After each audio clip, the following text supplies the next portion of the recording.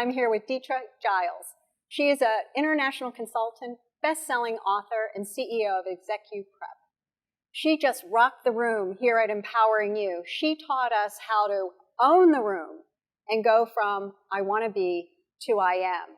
And I am so thrilled to sit down with her today. Welcome, Dethra. Thank you. It's an honor to be here. It is such a pleasure to talk to you. Tell me a little bit about yourself. Oh my gosh, where would I even begin? Again, one of the biggest things you said is I get to go around the world helping people really own the space that they're supposed to be in. I learned as a kid that I hated the word wannabe, but what I realized is I didn't hate the word wannabe. I hated that people got stuck at wanting to be. And so that's how I started saying I help people go from I want to be to I am. So that's the biggest thing for me is getting people to the I am. What do you think holds women back the most? The number one thing is confidence. We have historically been told things that took our confidence away and made us think that someone else will propel us forward. And so we think our work will speak for us because that was what we were taught. Just be humble, work hard, and everyone will recognize it. That's absolutely not true. Your work is mute.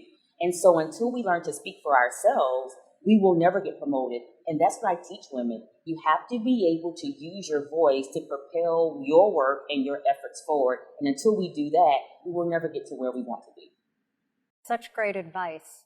You and I, when we were talking about your session for Empowering You, you said you're a take action speaker. Tell me a little bit more. So one of the things people often look for, they look for the motivational speaker. We want a motivational speaker, someone to motivate us. And I would always hear that and think, that's not me. You get motivated for 2.5 seconds, and when that's over, what are you left with? And so I'm always, anytime I speak, people are going to walk away with something they can write down and do when they leave. I'm a professor, and one of the first things I tell my students when they come to my class is that learning happens when a change in behavior occurs. I am a change in behavior speaker, which means I want you to truly learn something. That is such great advice, and I know the women walked away with so much from your talk today. So what is one of the biggest career risks you've taken, and would you take it again? Oh my gosh. So as you can probably tell from my attire that I am a colorful person. And it's great, by the way. Thank you. You look beautiful. Thank you. But just like everyone else, when I was in school, when I was getting my MBA, when I was in graduate school, I got the memo. You wear your black, your navy blue, and if you're feeling frisky, you wear some khaki, right? And I got the message. And one day I said, that is not me. That is not my comfort zone. And so I said, they don't pay attention to me anyway, so I might as well at least be comfortable and ignored. And so I showed up to a business meeting one day in a bright yellow suit. And it was like sunshine walked into the room. And all of a sudden, these people who had historically overlooked me and ignored me kind of stopped and said, who are you? And I was like, oh, so you like the color despite what you told me I should wear. And it was a risk I took, and I am so glad I did, and I will never look back. You were your authentic self. Oh, absolutely. Oh, that is so amazing. So you go around the world, you coach, you speak. What do you do to take care of yourself? Oh, listen, I take 4 vacations every year, no matter what. Even during the pandemic, vacation was very different, but it's one with the entire family. So that's my husband, the kids. We go on a vacation together.